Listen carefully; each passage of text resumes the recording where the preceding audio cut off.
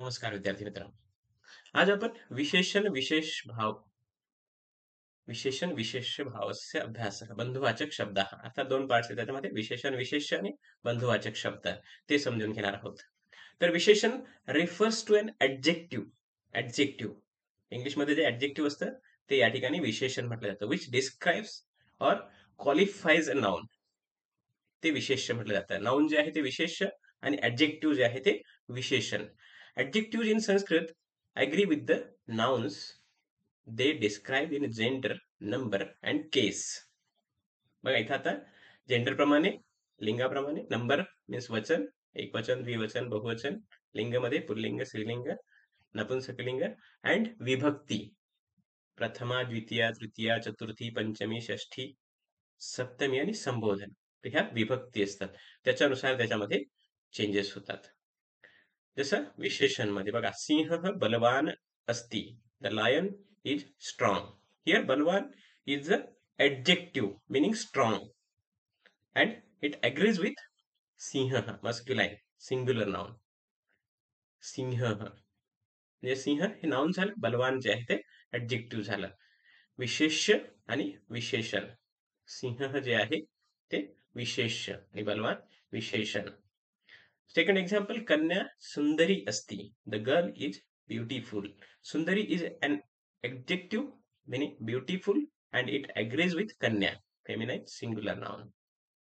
Then अर्थात इथं बघा, हे कन्या जे आहे ते स्त्रीलिंगी आहे म्हणून सुंदरी जे आहे ते पण स्त्रीलिंगी त्या ठिकाणी आलेले आहे. देन फलानी मधुरानी संती. The fruits are sweet. Madhurani is an adjective meaning sweet and it agrees with फलानी. Neutral gender.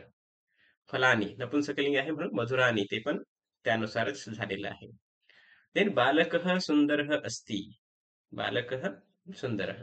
बालिका सुंदरी अस्ति अँड पुस्तकम सुंदरम अस्ति. बघा, बालकः पुल्लिंगी आहे म्हणून सुंदरः झालेला आहे. बालिका स्त्रीलिंगी आहे म्हणून सुंदरी झालेला आहे.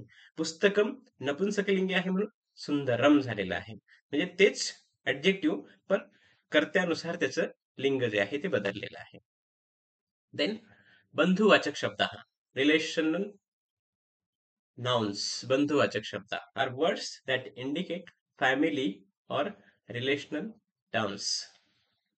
जे रिलेशन्स आपण त्या ठिकाणी करतो, they are nouns used to describe relationship between individuals such as father, mother, brother etcetera. जसं पिता, फादर साठी पिता हा शब्द वापरला जातो.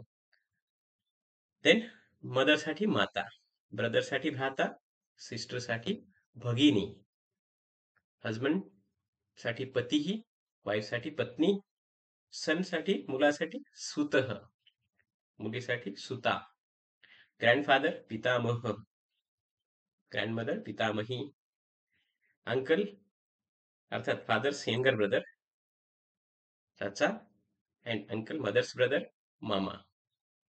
सह मम पिता अस्ति. He is my father.